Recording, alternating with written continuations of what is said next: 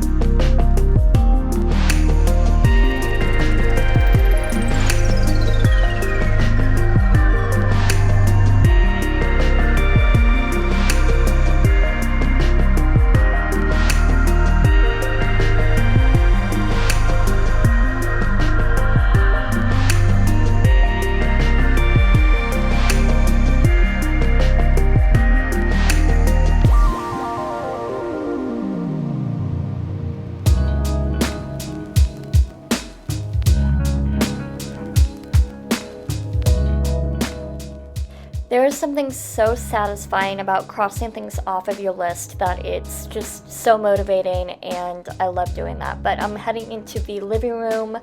The night before, I don't know if you guys know this, I have Hashimoto's, and it makes me very tired. And I've just recently got off of birth control, and so my hormones are a little wonky, and when that happens, I get really tired for some unknown reason, no matter how much caffeine I drink. And so last night was one of those nights that I just kind of clunked out at 8 p.m. And so all of the stuff from the previous night was still out, which is very much unlike me, but I decided I needed to tidy up, and so I'm just going to do that here.